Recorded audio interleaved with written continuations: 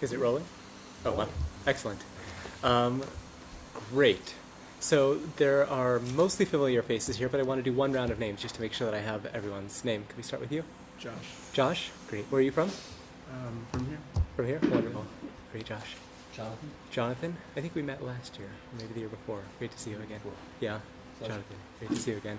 I'm Mike. And I apologize that much. I really was told that he is down the last 2 days. I'm sorry. Who's your chavruta? Yo, sure. Go on. Sorry. Those are both three. Yeah. Oh. Refuah Shlema. That's a real test of anava. Shalom Aleichem. Rafi. Danny. We've met. We could have a very interesting and Levitic discussion about all the different definitions of tshuva. Someone could write an entire book about that. What I want to highlight today is one particular aspect of tshuva that I think we have implicitly in our minds, but I want to underscore through a particularly interesting line in Rambam's Hilchot Tshuva. You may or may not know this, but in Brisk there's a tradition to learn one parak of Hilchot Tshuva every day during the Aseret Mea Tshuva. There are 10 Aseret Mea Tshuva, and there are 10 prakim of Rambam's Hilchot Tshuva. Interestingly enough, and this is in Yana Dioma, what's the entire 10th chapter of Hilchot Tshuva about? Love of God. So what day does that fall out on? Probably not an accident. Oh. It invites a reframing of what Yom Kippur is all about. In the second parak, he paskins a machloket that you find already in the Gemara about whether or not you need to confess 1 year after another for the same sins that you've already committed. Right? So give me an argument for and give me an argument against. Why would that be a positive thing? Dover. Because you can do a higher level of tshuva each year. Okay, so even though you return to thinking about the same sin each and every year, you're a different person and you can redeem that in a different way. You can approach it in a different way, do a higher level of tshuva, moving toward what the Rambam calls tshuva gemura, right? It's also a reality that exists outside of yourself. Even if you've done tshuva, it's still something which exists in the world. So that is the aspect that we're going to highlight today, meaning you can move past a sin, you can take responsibility for it, and you can even have kapara for it, because you don't say that after Yom Kippur you still owe kapara for it, but you do have that as a part of your psychological and spiritual makeup, right? So the famous formulation in Masechet Yoma is the highest of the high when you do tshuva me'ava, your sins disappear, or they become merits. They transform into something, but they're still there, right? They're still a part of who you are. Now, give me an argument against that. What's bad about confessing year after year about the same old thing? So you're looking at Yom Kippur as being a kapara, and if you don't do that and you keep going back to the same thing, you're kind of stuck. Okay, you're stuck in that place where you were. So, Dover, you said you can do a higher level of tshuva, but there's also a danger that you return back and fall into that quagmire once again. I'm that person. Every year at Yom Kippur, there's a temptation to fall back into your lowest common denominator of self-respect and self-esteem. Good. Why else? I would suggest that if we really had kapara, even if my tshuva wasn't the best kapara, and it's gone now, what are you saying? Right. Wipe away the slate clean and start again. Why do I need to dwell with this, and why do I need to keep this as a part of my psychology? Good. Any other thoughts about that? It's like, I think the Rambam says you're really not that person anymore if you've done tshuva. So why, mating for your own personal recreation would seem to be undercut by this sort of personal baggage. Great. Just be crushing it too. Mm-hmm. It's the burden of everything you've ever done that you have to come back to each year, which presumably for most of us gets bigger every year. Yeah, Baruch Hashem, I'm 28, and I've accumulated a lot of sins over my life. I'm sure that when I'm 56, I'll have a lot more to talk about. Right? It's a fact of life. That underscores for me the process of tshuva, which is to say tshuva as a journey and not as an event, or not as a single moment. I think, let's say in the Gemara, we have this a few different places. Yesh shekoneh olamo b'sha achat. Right? There are certain individuals in history who have acquired their place in the world to come through a momentary instant of religious inspiration, right? Someone who withstands an impossible temptation, or someone who helps out a rabbi in trouble. There are 3 or 4 of these in the Gemara. The Maggid is, right? The Maggid is a famous formulation of this. 3? Exactly 3. They're almost in as a little. Exactly. There's not one in Kiddushin? All of those are? That's interesting. What's the common denominator? I'm not sure. Yeah. Because they're like separated by. Correct. They're not in the same sugya. That's it. All right, that's the homework for next week. Find if there is indeed a common denominator. So the Maggid finds one common denominator. In all these cases, it says olamo. You get a certain place in the world to come. You get a certain portion of redemption and reward, but it's limited. Why? Because you've only done one thing, right? You haven't actually accomplished what you could have accomplished had that one moment of tshuva turned into an entire process and lifestyle of tshuva. One moment of turning is wonderful, and you get something, but it's nothing as compared to what an entire journey of tshuva could bring. One other point to underscore this. I remember this sinking in for me when I heard that Rav Kook, who obviously wrote a wonderful sefer on tshuva, used to learn that book every year. I don't know if it's actually true. His own book on oral tshuva. You know more about Rav Kook than I do. Is that true? I don't know. So this is a tradition I've heard from people who probably could know this. Right, one, it's funny to learn your own books. I've never tried to sit down and read anything I've ever written. But second of all, to read the same book on tshuva. We have a tradition of reading that book during Elul for obvious reasons. But Rav Kook, someone who's a wonderful, obviously, tzaddik, A, to read his own book, but B, to read the same book over and over again each and every year, underscores that tshuva is something that you repeat, something that you progress in, something that changes you, but not something that happens at a single moment in time.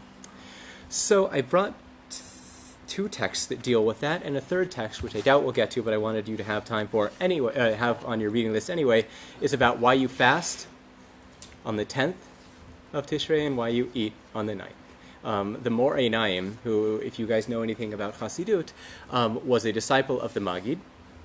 He is a disciple of the Maggid who also had some interactions with the Baal Shem Tov, and he fuses their 2 religious paths. So on the one hand, he has the contemplative tradition of the Maggid, and on the other hand, he has the deep love of the physical world that you find in the Baal Shem Tov, right? Bechol derachecha de'ehu, know God in all of your ways, serving God through avodah v'gashmiyut, through the physical world, is a huge, important theme in Ma'or Einayim. He really preserves the spiritual path of the Baal Shem Tov. So you can guess he struggles with the idea of fasting. So, sorry, what was the one-line encapsulation of the Maggid's Torah that he was fusing? That one I didn't give you. Oh, you didn't tell me. I don't think I could summarize the Maggid on one line. But for the Maggid as a deeply introspective contemplative tradition, which is not rejecting the physical world, but a withdrawal into the self and a journey inward. The Baal Shem Tov's vector arrow of spirituality seems to have been in the opposite direction. And his students, all of their students, to a different degree, fuse those 2 voices. Those 2 voices are forever intermingled within Hasidut. And it's a gift to the movement because it can bear, on the one hand, deeply introspective, say, traditional Kabbalists like the Zidichov of Kamarna, and Chabad dynasties, who all take that in different traditions, and the extroverted, more ecstatic mystics like the Karliner Hasidim, who Ade Yom Hazeh are, let's say, excitable daveners, which really, I think, continue that same tradition of the Baal Shem Tov. So the Mor Einayim outlines 2 different spiritual paths, one of fasting and one of serving God through the physical world, right? One is on the 9th of Tishrei and one is on the 10th of Tishrei, as 2 different ways of reaching God. So you'll have fun with that on your own. You have it in both English and in Hebrew.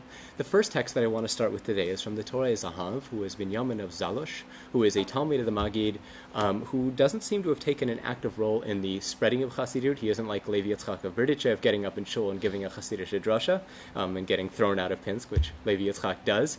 But he writes Hasidut into his Sfarim, which are published a little bit later, which is an ultimately extremely successful way of publishing the movement and making people aware of its ideas. He publishes 4 or 5 Sfarim, all of which quote the Maggid by name, and all of which contain really core Hasidic teachings. You'll see it already in this one. He struggles with an interesting midrash. I don't think we took recourse to it last week, but we mentioned the concept here. One of the reasons that you blow the shofar, 2 weeks ago, is you instigate God or incite God to move from Kisei Hadin into Kisei Harachamim. As it is, God has a paradigm shift in which he moves from looking at us with exactitude and severity to compassion, right, and understanding. So what's the deal? Why is the shofar the engine of change there? So the Midrash spells that out for us. Can I ask someone to read? במדרש פרשת אמרו, Shkoyach. רבי ברכיה פתח, תיקו בחודש שופר, בכסף ביום חגנו. So, should we translate? Sure.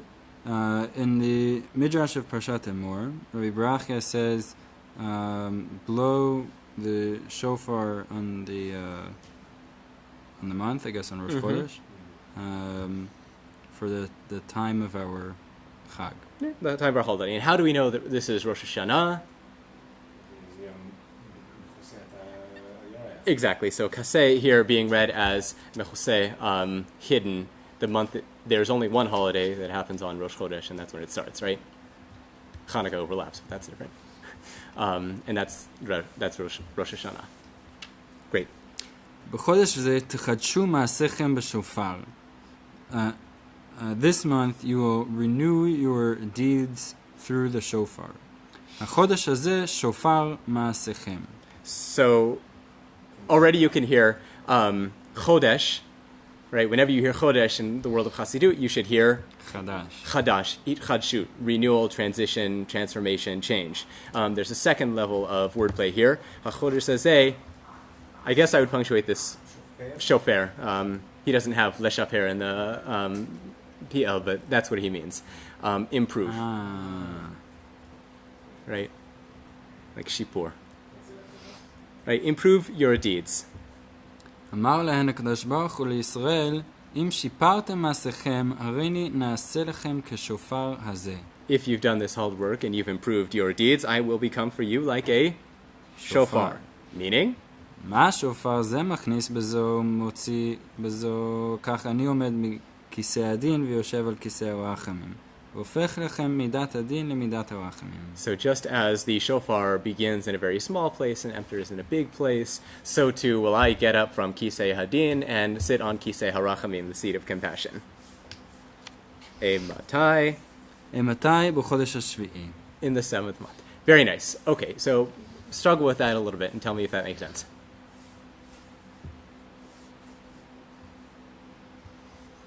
It's very nice. השם צילך. Theologically, I think it does make sense, right? Just as you do, God is your shadow, mamish, in the formulation of the Baal Shem Tov. Right. God mirrors your deeds. If you reach out to me, and I will reach out to you. Totally. What's the Midrash at the last line? In B'chodesh Hashvi'i. Yeah. What did you say, Mike? I assume because in the original formulation of the pasuk, it's not clear that has to be Rosh Hashanah. B'chasei b'yom chagenu, they're struggling with finding why they're shofar on Rosh Chodesh, and there's only one in which you need that, right? Elul. Okay, great. Although we don't blow on Rosh Chodesh, Elul. We don't blow on Rosh Chodesh? Not. But your point is well taken. No, it's wrong. You take it well. Struggle with the mashal. It doesn't fully make sense, right? I certainly don't think of the shofar as a progress from small to big, or a movement from din to rachami. It's not. Okay. It's not an analogy that strikes me as so natural. Okay, so if I was sitting up here and giving you this mashal, I think you'd all look at me and ask me to perhaps clarify my terms a little bit. Also, machnis umotzi is in no way the same motion as moving from one place to another. Right, God doesn't enter into a small place and then come out in a big place. God gets up from one seat and sits in another. Right. The more you play with this, the more that this mashal seems a bit tricky. Yeah, Rafi. Now we have the option of really getting a picture of these seats. It seems that the final judgment is really little seats, and the big one, and the Kisei Arachim is huge. I always sort of thought of that as like Kisei Hadin as being like this stainless steel chair that like is very severe looking, and Kisei Rachamim is this beautiful overflowing one with cushions. But I think your point is well taken. Okay, you can think about the seats in that way. Still, I'm not sure that I would think about bigness and smallness and Now we as get a... the opportunity to translate it to consciousness of limited, it's expansive. So that's obviously where we're going to go. When the Hasidic master looks at this, that's what he sees hiding just behind the surface. Yeah. What Very I nice. wanted to say, where I thought I was going, is that just as the shofar is machnis umotzi, so too, I will be machnis umotzi in the sense of your deeds. I know. Holding on to them. I wanted to see that as well. I will, we might have said, I will throw your deeds into the sea, right? And they will get eaten up by little fishes or something like that. But the Midrash doesn't go there, which is, I think, interesting, right? It doesn't go to that place of Tashlich. Fantastic. So let's hear his kashas. Danny, do you want to keep going or someone else can do? ומקודם נפרש לדברי רבי ברכיה. אחד, מהו החילוק בין תחדשו מעשיכם לשיפרו מעשיכם? So this is a point we didn't bring up. When we read earlier, it says to renew your deeds and to improve your deeds. You can read that as simply verbosity and redundancy, or you can read that as two different parts of the process. What might that look like? Renewing your deeds would be? Well, renewing your deeds means that you're doing what you're doing, but like it's sort of growing younger. With a renewed consciousness. Right, like seeing it's like you're doing. It's sort of like when you wake up and you see the sun again, you're like, wow, that's like so beautiful. It's like you're seeing it's the same thing. Wonderful, right? And then improving is actually like seeing with greater depth, like getting better levels of mastery, like going even deeper into the process. Okay, so if your tradition is to learn one blot of Gemara in the morning, if you see it with new eyes, that one blot of Gemara, that tradition of learning one blot of Gemara will be like the first time you've ever learned Gemara in your entire life. It'll be the most exciting thing ever. And you'll be better. And the second level would be that you learn two. Right. And both of those are important. So I can't hear what you're saying of to see things with new eyes without talking about the Baal Shem Tov's famous formulation of al tashlicheni le'et zikna. Right? The pshat of that pasuk is don't forsake me in my old age. When my powers are waning, don't forsake me. Right? So the Baal Shem Tov, al tashlicheni le'et zikna, is don't cast me into oldness. Don't let me become old and habituated in my service. Let me see it each and every day as something new. Right? Kol yom kecharashim be'enecha. Right? We had that a few parts ago. Great. Any other comments on what shofar or shofer ma'asechem and chadesh ma'asechem could mean? Could be just tase and no tase. That's nice. Chadesh is always the challenge of you're doing things that you're supposed to be doing, but as you say, there's a tendency there. That's nice. And shipur ma'asechem could be that you're doing things you shouldn't be. Uh-huh. It's like it's just that. Shipur would be withholding from those things that you shouldn't be doing, and chadesh would be to bring renewed energy to those. Yeah. Fantastic. I've never thought of that before. Wonderful. Thanks, Rav Mike. Okay, so that's his first kasha. Second one. שניהם כאחד מורים על חידוש מעשים טובים. Seems like they're the same thing. שני, קשה איך דומה המשל לנמשל. או... Right? We weren't the first ones to struggle with this. What's the connection between the nimshal and the mashal? Yeah, Eitan, did you have a question? No. Oh, just stretching. Just stretching. Awesome. Let's keep going. Veyadua. וידוע לכוונות השופר הוא, מן המיצר קראתי כא, ענני במרחב כא. Okay, so luckily we've all just been through Rosh Hashanah, and this sounds quite familiar, right? What do you do before the recitation of the shofar? This is clearly a Kabbalistic custom to recite these psukim, right? Min ha-meitzar karasi ya, anani b'merchav ya. Pshat of the pasuk is? I call out to God from a narrow place, and He answered me in the broad place. Meaning? Brought me out of the narrows. Yeah.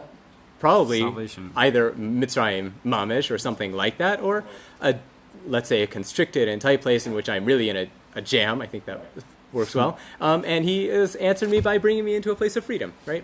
Whether that's Yetziat Mitzrayim or that's a personal thing, that seems to be the pshat of that pasuk. He is going to play with the spatial metaphor and take it into a metaphor for consciousness. Keep going. דבמקום הנחת הפה הוא צר, מקום הוצאת קול הוא רחב. So think back to the shofar. The point of entry is small, and the point of exit is expanded. ושופר מרמז על בעל תשובה צריך לאייל לקדוש ברוך הוא ממקום צר. וידוע דהדינים הוא צמצום החסדים. והחסדים הוא מרמז להתרחבות והתפשטות. Okay, so let's unpack this.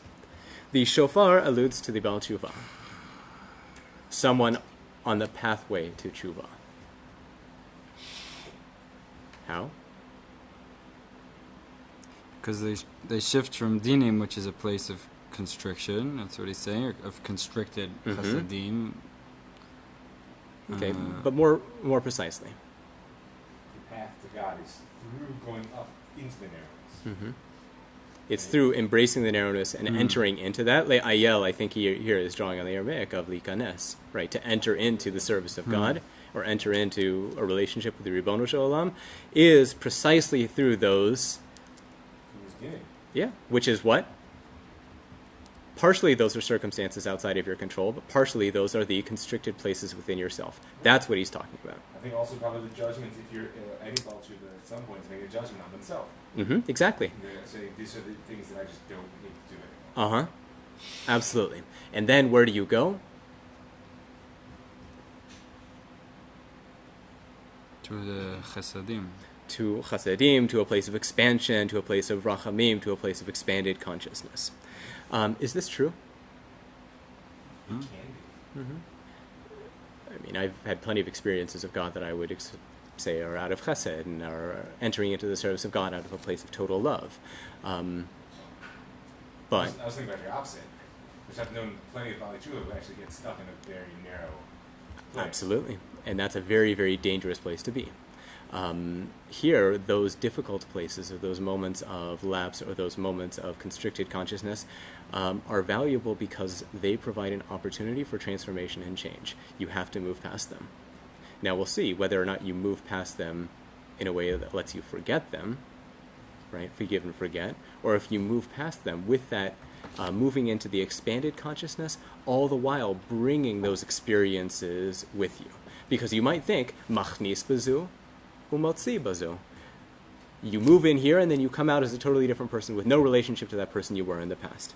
Okay, so tzimtzum and chesed obviously here is referring to Kabbalistic terms, right? Tzimtzum is gevura, it's one expression of God's might and God's power, the withdrawal. It's dinim. Chesed is the overflowing of divine kindness, it's expansion, it's all of these things. They also refer to psychological states as well, right, within the human being. What you might call in other Hasidic parlance, katnut and gadlut.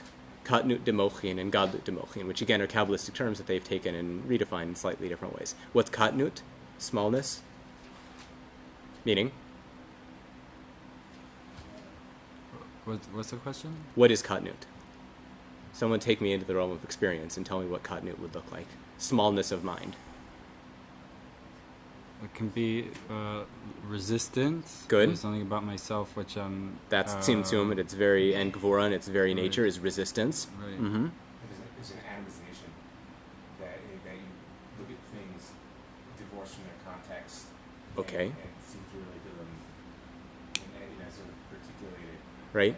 So what is, this is fantastic, what does letzamtzem mean in like medieval Hebrew? It can mean one of two things. It's one of those good Hebrew words that can mean something and its opposite. Letzamtzem can mean to withdraw, but it can also mean to contract into and to focus, right? To focus would be a good way. Sort of like lechaven, when the Ramban in his one of the earliest formulations of this term talks about tzimtzum, he means it in the sense to focus. God, as it were, is mitzamtzem et atzmo, between the shtei badei ha'aron, right? Between the two staves of the ark. That's where God speaks to Moshe. It's looking at things with hyper focus to lose the forest for the trees, mamish, which in the process of tshuva is very easy to do. And sometimes necessary. Totally. What is, again, going back to the Rambam, because he gives us this beautiful formulation of what the rules of tshuva are. Can you just get up and say, I've done bad things, and then like go home? No, you're invited and required to be mefaret, to explicate and to talk about what you've done in some great detail. Not out loud, but to yourself. And without giving the excuses and you gotta understand, that comes later. Right, that comes in the process of healing afterwards. But that is all very much an important part of this. Great. So what's expanded consciousness?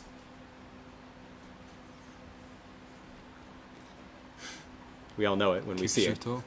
Selflessness, to some extent. Selflessness, right? Being able to expand and give to someone beyond yourself. I think that I asked someone what Hasidut is. I like to do that exercise when I work with people for a year and teach the class on Hasidut. And they said to do kindness for others. Milashon Chesed. To do kindness for others. I think that part of the Gadlut is also a constant seeking beyond the bounds of what you know. Harchava vehit pashtut are two things that by definition break boundaries. Chesed is a very dangerous thing, right? The Baal Shem Tov, and this is also preserved in the Moreh Einayim for us, as we mentioned earlier, has a nice formulation of ish ki yikach et achoto chesedhu, right? When a man takes his sister, it's an act of chesed. Again, what does chesed mean in that context? So the pshat, I think, and I've seen this explained in the etymological dictionaries, is that chesed is, again, one of those words that can mean an abomination as well as something totally beautiful. The Baal Shem Tov reads it kipshuto and says it's an overflowing of boundaries. It's a misapplication of love, right? A misapplication. What the Moreh Einayim will call a midah nefula, a character trait that could have been used for something and has been used for something else. Right? There are no stupid questions, right? There are no stupid character traits. There are only ways of misusing the parts of yourself. That sort of integrated approach to tshuva is something very important to Hasidut. I actually saw it for the first time in, just this summer, I saw it in the Shla, the Shnei Luchot HaBrit. He seems to be the first one to say this absolutely explicitly. The process of tshuva, tikkun, redemption means taking all of those parts of yourself and all of us as humanity and not erasing them, but rather uplifting them. Do I remember where he said it? Yes, I can send you the passage. It's in Toldot Adam, which is his very, very long introduction, but I'll be happy to send that out. I can send it out to the list. I have a translation of it. Great. Because he says it almost B'hai Lishna, and it's very, very nice. Looking for things in the Shla is almost impossible because it's Just gotta know what it is. epic. Great. So are those connotations of chesed, gevura, chesed, and tzimtzum fairly clear, both in the theological sense as well as in the psychological sense? So let's see where he goes with it. Continue on. ולפי זה נבוא אל הביאור דידוע דהבעל תשובה צריך להיות מקודם מודה ועוזב. So hold on to the word ozev here, because I want to think about what he means by that. First of all, what do you have to do? Modeh, Acknowledge. which for the Rambam is really the ikar of the mitzvah, is vidui, and not vidui by thinking about it or writing about it, but vidui devarim, by speaking about it, by taking responsibility for it. That's very important. Ve'ozev, Leave it. Leave Yes. it. Oh. Move on. well, yeah, I think that's how I read it the first time. You'll watch the second line and see if you still give that same translation. Umiyom, ומיום ההוא והלאה יחשוב שהוא כקטן שנולד ויתחיל לעשות מעשים טובים. you like a newborn child. That process of tshuva has redeemed you into a new existence, right? And you are like a, Born Eitan, again. this goes back to what you were saying. You're like a katan. You get to see things anew, yourself and the world around you, and you do lots of wonderful things after that. Baruch Hashem. But now psychological reality sinks in. And this is a surprising line to see in Hasidut. This is something you won't often see. You'll see it in very specific svarim. ואחר כך יעשה סיגופים וכל התשובות הצריכים לו להרוג הקליפות של העבירות ושיעשה מהם זכויות כשיעשה מאהבה. Fantastic, thanks. Okay, so what are sikufim?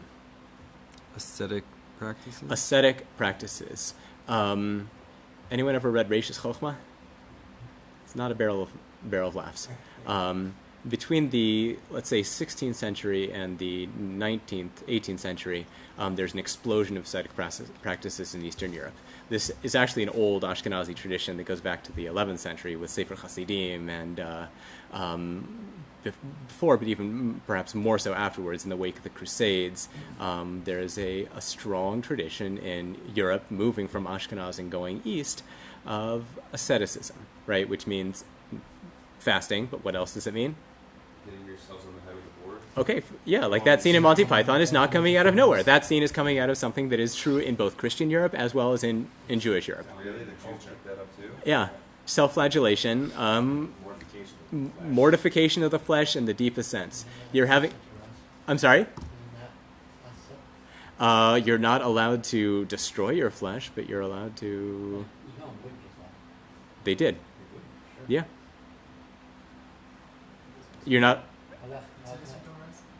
So whether or not you understand that Isser D'Oraisa to be connected to mourning, or whether or not you understand it to be a blanket Isur on all rending of flesh, right, would affect this. And second of all, there are degrees to which you could be doche that if you feel like the process of tshuva is a mitzvah saseh.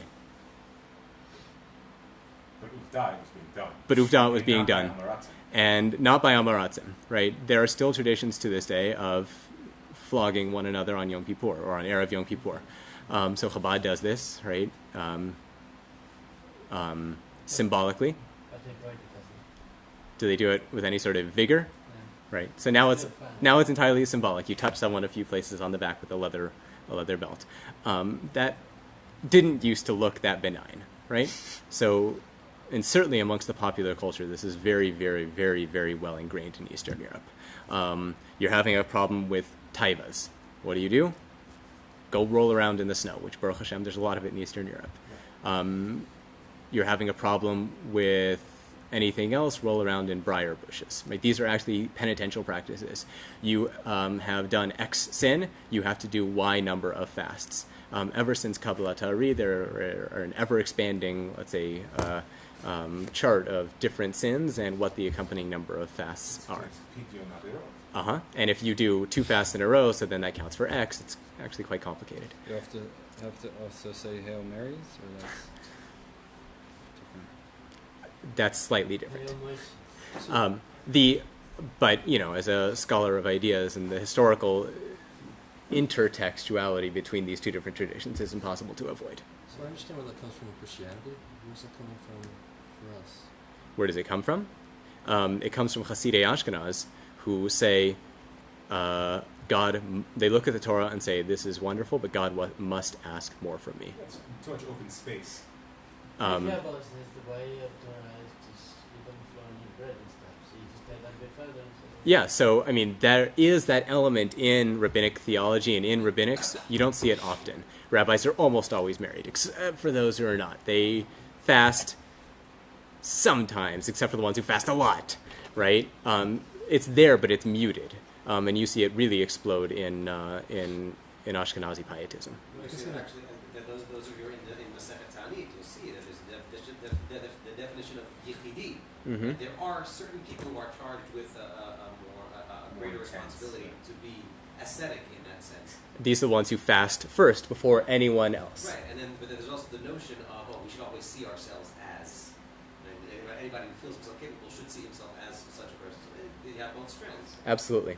I think in this context too, it's important. Part of your answer is that it's not a question of where it comes from in Christianity or where it comes from in Torah. It's where it comes from in humanity. So that was my next answer, was that there's a deep human need for this, or a deep human longing for this. Why do these things happen? Because they're useful for people. Internalized trauma? In a negative sense? Or expiation of something you feel you have no other way out of. Yeah. Taking... Existential acknowledgement that I don't deserve to exist.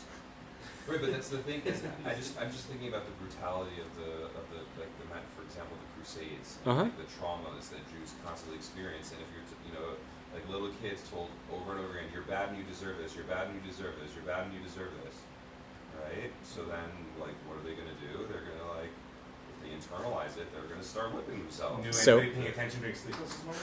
So Hasidut is deeply afraid of the interweaving of guilt and penitential practices. When fasting and mortification, all these things become about guilt and about internalized trauma, they're very frightened of that, and they know the damage that that can do. Here, it's important that you've let go of some, let's say, major element of the guilt, you are modeh and ozev beforehand, and then you're able to approach the fasting. Then you're able to approach some element of whatever the penitential practice may be. And it's interesting to think about what we would say that is today. Is the goal here? So my understanding is that we're really trying to break our cleaving to the passions. Uh-huh. You've got, I mean, Plato is straight out that the thing that is most dangerous is our desires, our passions, the thing that keeps us in this world as opposed to the next world. So the Plato's difference... the world of forms, the Christians is. Okay, so the difference between Plato and the Hasidic tradition is that Hasidut says, bring those things along, just uplift them. Whereas in certainly the Neoplatonic understandings of Plato, it's about leaving those things behind because those are extremely, extremely dangerous. Like in, let's say, medieval and also in Spinoza, you see that same idea. It becomes a shadow. It becomes, right, and here you see the need to bring those things with you because the emotional life becomes very important in Hasidut. The emotional life is a tool for avodas Hashem. For example, in the works of the Piazetzner, you see this extremely, extremely clearly. He says the first thing is to become an ish mitragesh, someone with a vivid emotional life. The thing you don't want to become is, an ice cold rationalist. The artist stripping away. A dear friend of mine, Eli Holzer, once pointed out a passage to me in the Sfas Emes where he says this. I don't think he exactly quotes Plato, but he talks about there are those who believe that song is very dangerous because it lets you go into the realm of emotion and it lets you go somewhere very, very deep. And he says that's exactly the point, right? Song lets you go to the deepest parts of the self and unlock all of those things and unlock those passions and use them for Kedusha. So I absolutely hear what you're saying. Right, so I guess my point was just what's the point of mortification? So here, that's the word that we're looking for is the klipot, the things that are holding you back. That's the psychological baggage, and that's the damage that you need to get rid of. The point is that sin leaves a residual effect on your psyche, right? And the question is how you're able to do that, how you're able to deal with that. And the healing process for that can't simply be mortification, but to just say you go before God, and it's all great, perhaps doesn't do justice to God and certainly doesn't do justice to the complexities of the human psyche of being what it means to leave sin behind or what it means to transform yourself from someone who has made some missteps into a better and deeper and more sensitive servant of God. That's why I started with the Rambam piece about why you have to reapproach your sins in each and every year. So what would you say are Sigufim for our generation? I don't know, people still do it all the time. Say, no dessert for me if I can't get my act together.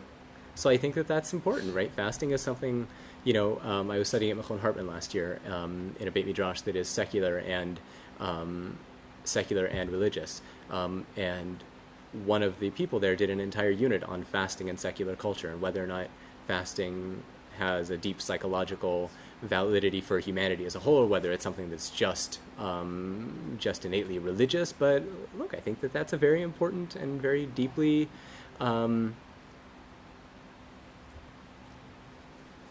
human way of reacting to things. I see today Tzedakah and Matzah totally playing this role. Tzedakah in particular, which we already saw early in terms of converting the Pidyon from Great. fasting into Tzedakah. Where do you see that? It's in the Ramah already. Absolutely. And the greatest treatise on this, I think, is in the Igeret HaTeshuvah of the Alter Rebbe, right? The Alter Rebbe, amongst many other things, was a Osef Tzedakah for Menachem Mendel of Vitebsk. So if you want to read about A, Tzedakah, and B, Tshuva, you look to his letters that he wrote to different communities. He talks about how much you have to give and all these different things and about how you transform these older practices of penitence into modern terms for him, which is, it's tshuva and really tzedakah as a pidyon for your soul, right? Giving to other people in a positive sense, not destroying yourself. Certainly one aspect of the aesthetic today, I think, is unplugging. We're so plugged in. Some people say, what, I'm just off to the desert, a few days of silence, a few days of no computers, no cell phones, no any of that. Those and try to connect to something. Do you think that has the power to break the klipot? Yeah. I think if your klipos are an inability to pay attention and connect to other human beings, or getting caught up in the rat race of society, then yeah, totally. Yeah, there really has to be a tikkun between what the klipot are and what you're doing. When I speak to my students who have grown up in a different generation than ours, but who are 16, 17, 18 now, they have an even different relationship with these technologies, because they didn't not only grew up with cell phones, but they grew up with iPhones, and they grew up with instant texting and all of these things. Yeah. I remember when walkie-talkies were a big deal. I remember a can with a piece of rope. Yeah. But I think that's a powerful insight. I think there's also in the world a kind of renaissance of shamanic practices, of sweat lodges, of like really physical, powerful, both cleansing and also deprivation, to push past the point of ego control into a different kind of consciousness. I don't think it's exactly tshuva per se. That was my experience both as a long-distance runner and as a martial artist. There's a certain relationship to physicality that when you overcome the constraints of the physical body, you go to a very, very deep place within the self. This is, I see it on a small scale in my experience of Yom Kippur, Haba Aleinu L'Tova. Right, in the morning I'm usually somewhat annoyed and kind of sleepy. And once I've gotten past that and gotten past my headache and gotten past the annoyance of not eating, usually sometime around Mincha, Yom Kippur is a transformative experience. Right, I've been able to puncture through that consciousness and go somewhere much deeper by not having to worry about food, by not being immersed in that world, and to go somewhere else. I don't fast on a regular basis, but that is absolutely my experience of that. Tisha B'Av as well. Sleep deprivation. It's a ancient part of some of those intense processes. So we find that, I don't remember if Abu Lafia, I believe Abu Lafia speaks about this in his discussions of mystical techniques, and I believe you also find this in Avram ben Rambam. I can't be 100% sure, because this is an old Sufi practice as well, not sleeping, both in a penitential sense, but also in a sense of promoting mystical experiences. Yeah, Eitan. This is just related to Yom Kippur. It's a little bit of a mind blur, so feel free to ignore it. But in terms of penitential practices on Yom Kippur, the reason why we're doing these practices is in some way, shape, or form, like you said, to break through, to purify ourselves, to remove these klipot. And what do you do or what does Hasidus say about going into Yom Kippur holding a grudge? It's not advisable. Meaning, if someone has really dealt you wrong, it's best to resolve that both for you and for them. That doesn't mean you ever have to trust them in business again, or you ever have to trust them with your secrets again. But it does mean you have an obligation to yourself and to them to not enter Yom Kippur with that sort of baggage. Now, obviously that's much easier said than done, but that is the ideal. Right, both because Yom Kippur is primarily about things that are between you and the Ribono Shel Olam, and the way you bring yourself fully to that is by taking care of the Ben Adam L'Chavero. Yom Kippur will not be mechaper on that. That's up to us to resolve.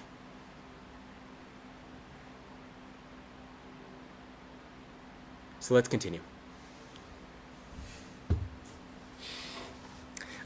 Just to highlight one more thing, and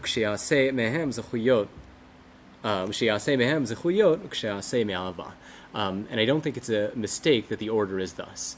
Modeh ve'ozev, you leave behind, you admit to the sin, right, and you leave some element of it behind, right? In pre-modern Hebrew, we often think of ozev as to forsake, right? That's the biblical meaning of it here. Here he seems to be using it more in the sense of what we use it in modern Hebrew, to leave, but right, not to forsake. You're still in relationship to it. You're just not carrying it anymore. Someone, I guess 2 years ago, gave a Dvar Torah at Vani Tvila when he was going back to America. I don't remember who this was. And, people would ask him, Ata ozev et haaretz. And he heard it, in modern Hebrew it means you're leaving. And it means with that flavor, but not entirely. And he heard it, as a good scholar of rabbinics, as Ata azavtani, right? You have, forsaken me forever. Ooh. I think here he means it in the prior sense of ozev, meaning not completely leaving it behind, but in moving beyond it, right? Even if you have something to do with it. Then you're able to do tshuva me'ava, with that bit of distance. And the sigufim are not tshuva me'yira or tshuva me'charata, even out of guilt. The sigufim are tshuva me'ava, right? They're an expression of love as well. Something much healthier than that internalized trauma or guilt. Which is a necessary precondition of the sigufim. That's important to note that. Meaning that if it's a tshuva me'yira charata, then there's no place for sigufim. Seemingly, then they would go to a very negative place. That's the only way I can understand this being in a text within a movement that is deeply, deeply afraid of them. There are very few Hasidic masters who kept that path. The Noam Elimelech, we know, kept some certain personal sigufim. You find that in the house of Kozhenitz. Yechidim fast, either half days, twice a week, or something like that. Fasting is still around, but the general culture of sigufim almost disappears. And already by the 19th century, they're reflecting on this consciously. The Mor Veshemesh, writes about the Baal Shem Tov. He came to free us of sigufim and gave us tefillah in its place. Impassioned prayer instead of mortification of the flesh. Okay. וזהו. וזהו אמרו בחודש זה, תחדשו מעשיכם. רוצה לומר שיעשו מעשים טובים. Right? So here it's not renew in the sense of doing the same thing. Right? We had said earlier that renew can be to approach the same thing with a different paradigm. Here it really means do new things, right? Become a new person and have this transformed consciousness when you're doing those, but do new things, right? Act in a different way, in a new way in the world, right? We like to think that on Sunday after Yom Kippur, we will not be the same person. We will be able to do better things in the world, right? We will be able to learn better. We will be better spouses. We will be better friends. We will be better all of these things. We will be better Avdei Hashem. That's what we want, right? Not simply to approach things in a new way, but really to have jumped a level, right? To have been able to increase our learning, to increase our compassion, to increase all of these things. Ma'asim tovim is what we want. Good. ואחר כך אומר שיפו מעשיכם. ואמר הקדוש ברוך הוא, אם תשפו מעשיכם כנזכר לעיל, אהיה לכם כשופר. מה השופר זה מכניס בזו ומוציא בזו, רוצה לומר שמכניס במקום צר ומוציא במקום רחב. So here he seems to be using shofar, leshaper, to refer to this process of the nitty-gritty of what it means to grapple with those things that you've done in the past and to transform them into something good. Leshaper, not meaning to erase and then put something better down, but rather to, right, improve, to amend, to correct, to uplift, perhaps we might say here. So now let's think about the mashal once more. Machnis in a small place, and motzi in a big place.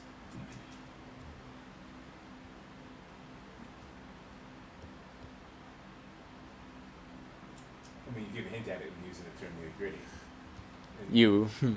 What's that? Yeah. I mean, in the sense that for all my great aspirations and my visions of who I want to be, in order to get there, I need to actually take a fine lens and look at my very specific actions in order to change them, in order to be that broad vision I have. And then what do you have to do?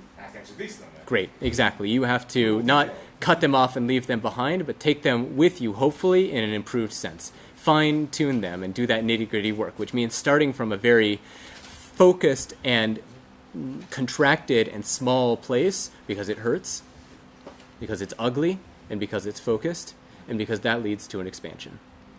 That leads to an openness, and that leads to a transformation in a different way than techadshu ma'asechem, than simply taking on new practices and saying, this year I'm going to daven with the gartel. This year I'm going to give X amount of tzedakah. No. It means going back into the past and retrofitting that old part of yourself as well, not simply adding on new layers. right? But starting from a small place and then transforming into a big place. Kach ani e'emod. Keep going. I think we got there. Yeah, I just lost it.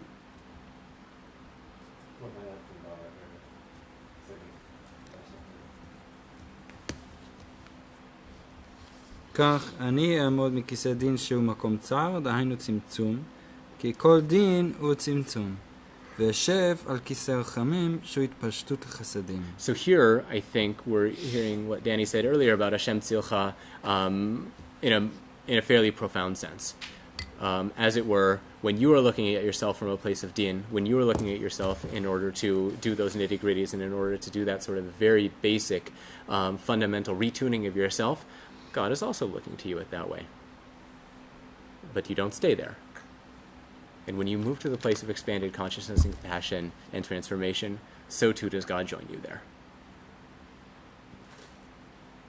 והופך לכם מידת הדין ומידת הרחמים. And judgment turns into compassion. כי מכוח, Smallness turns into bigness. כי מכוח זה ששיפרתם מעשיכם ומעוונות נעשו זכויות. ממילא לא נשאר לכם שום דין והמקטרג נעשה סניגור.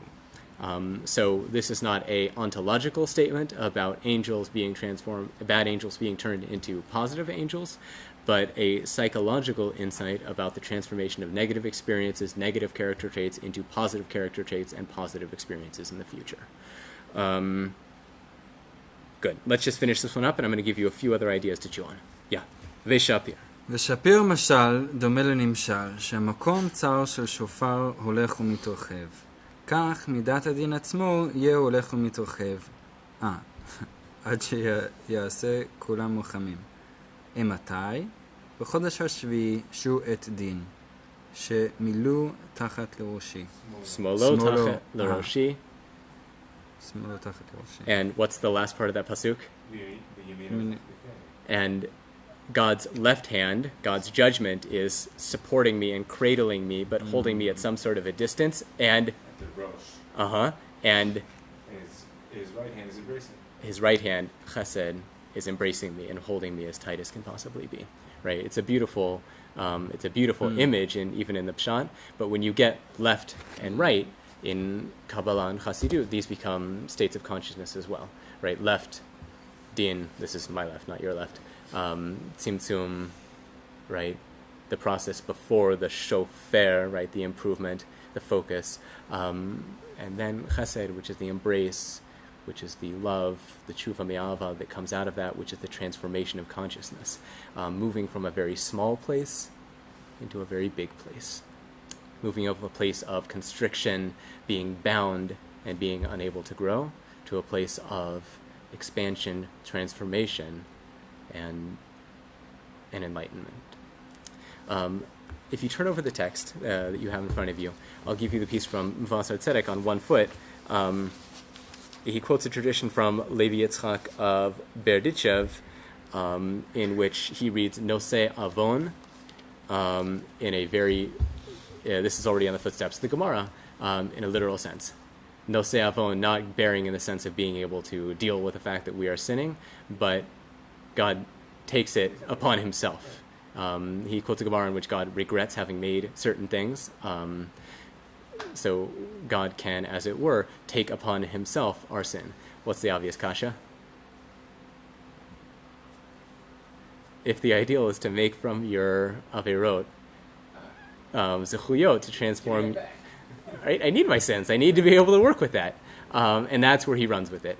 Which is to say, and he takes it to a psychological place, you need to take responsibility for those things. And on one level, yes, Hashem, take it away because I can't deal with it. On the other level, I need it back. And that's an act of divine compassion when God gives it back in a way that I can deal with it now, and then I can transform it, and then I can uplift it. And as I said, you have the piece from the Mo'er Einayim, which is about moving up.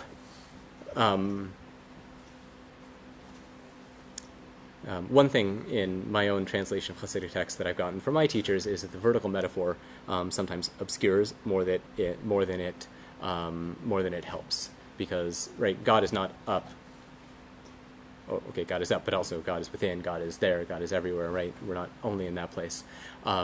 So we have this phrase from the Zohar, itaruta dilatata and itaruta dilaela, that there is arousal that, like human tshuva, that comes from below up and also from above to below.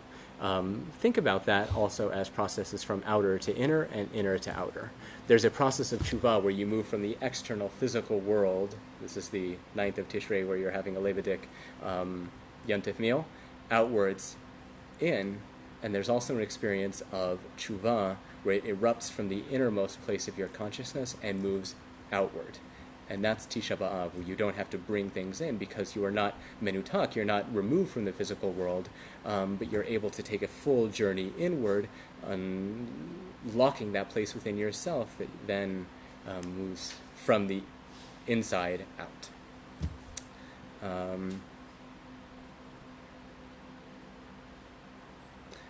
One other teaching that you find in early Hasidut to share with you on that note, I don't know if you've seen it in this class. You guys are certainly very well educated. You might have seen it already. It's a teaching that goes back to many of the Talmidei HaMaggid. I haven't seen it in the Maggid's name, but the Piazetzner quotes this all the time, the name of Levi Yitzchak of Berdichev. In the Shloshesei Midot HaRachamim, God's name is repeated, right? We say this all the time. Hashem, Hashem, Kel Rachum V'Chanun. Vayavor al panav, right? Vayavor Hashem al panav, Vayikra. And there's a huge question about where you put the punctuation here.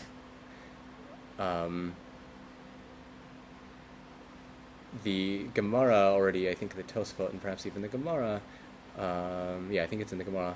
Hashem is, I am with you before you've sinned, and I am with you after you have sinned. Right, that's in the Gemara. Tosfot has a different reading of that. I don't remember what it is. It's also definitely. Yeah, I don't remember if it's in the Gemara. Anyway, Maharal is the different reading of this, where it's before the world and after the creation of the world. I was with you as your souls were with me, and then, like, after you guys, sort of mucked up my world, I'm still with you. It's a different cosmic reading. The Hasidic master is starting with the Maggid. I haven't been able to find this in his teachings, but certainly in the ones surrounding him. Ve'alvor Hashem al panav vayikra Hashem kama. Hashem. That this moment of intimate encounter with Moshe and God, where Moshe is hidden within the cleft of the rock, behold, there's a place with me here, is imagined as a moment in which the element of Hashem that's within the person erupts forth and speaks to God, as it were. Right? God is around, but God also dwells within the heart. Slichot is a process of attuning yourself to that, and if shofar is one of the central points of the davening on Rosh Hashanah, one of the central points of the davening, certainly of Ne'ela and Metch of Yom Kippur, is the 13 Midot HaRachamim. So remember that it matters where you put the comma. Vayavor Hashem al panav vayikra Hashem, comma, means that it's the divine element in you calling out to the divine element surrounding you. Okay. Having that in mind helps one make this journey from a small place into a big place. So with that, I'll say thank you very much and wish everyone a Gemara Tov.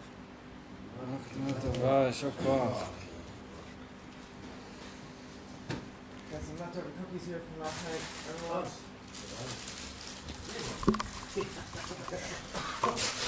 Just remind everybody, Thursday night, 8:15, Beit Midrash and the Tefillah. We're going to be doing some, please God, deep spiritual preparation for Yom Kippur. It's going to focus on the role that Kriyat Shema and Baruch Shem Kavod play in the nature of Yom Kippur, which I think touches deeply on that piece of the self, piece of God in the self.